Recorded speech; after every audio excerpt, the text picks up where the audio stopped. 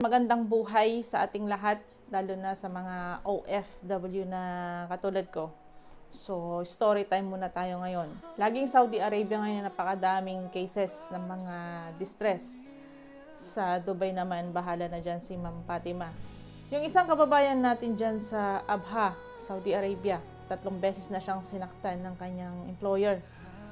Humingi siya ng tulong sa kanyang agency pero hindi siya tinulungan. Ang sabi ng kanyang agency, tiis-tiis lang hanggang matapos ang kanyang kontrata. So, hanggang kailan magtitiis si kabayan? Hanggang napatay na siya. Mga mahal po namin kasambahay, bawal po kayong saktan. Bawal kayo na ituring na parang hayop.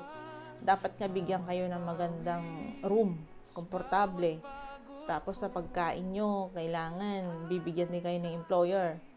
Pero karamihan sa inyo nagrereklamo tungkol sa pagkain. Hindi kayo pinapakain ng inyong mga employer or pinagdadamutan kayo, tinataguan kayo ng pagkain. Pero sa mga ganitong problema, matagal na to eh. Kaya ang ginagawa ng iba, dinidiskartehan nila sa pagkain. Pag sahod nila, bumibili sila ng pagkain, tapos tinatago sa kanilang kwarto. Kaya pag halimbawa na dumating yung araw na pinagdamutan siya ng amo niya sa pagkain, meron siyang makakain.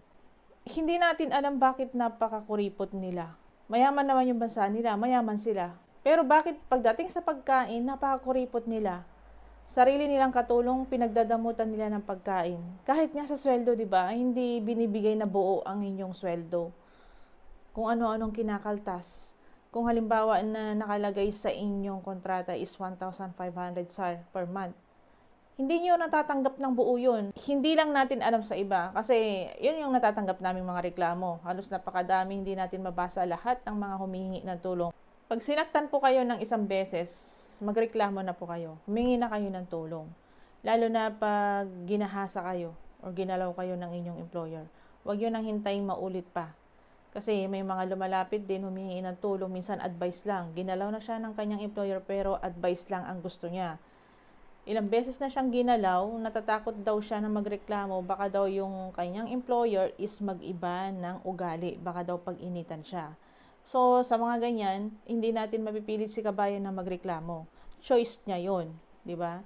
Pero ang iniisip kasi natin, yung kapakanan ninyo, yung kaligtasan ninyo. Papaano kung halimbawa na yung employer ninyo, yung asawa niya, syempre may asawa yan, nalaman na may ginagawa kayong hindi maganda ng inyong amo, delikado ang buhay mo kabayan. Yung ibang employer ninyo, mga silosa pa naman ang mga yan, kaya mag-iingat. Kaya pinapaalala ko sa inyo mga kasambahay, huwag kayo masyadong close sa inyong mga among lalaki.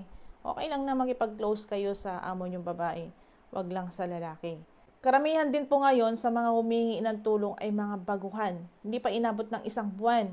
Gusto nang umuwi. Paulit-ulit po namin sinasabi sa inyo, pag hindi po kayo handang mag-abroad, huwag na po kayo mag-apply. Huwag kayong matakot na magreklamo. Walang magtutulungan kundi tayong mga OFW lamang. Kung anong problema mo kabayan, pwede natin yan iparating sa ahensya ng gobyerno. Kung ano ang complaint mo, kung ano ang reklamo mo, kailangan panindigan mo.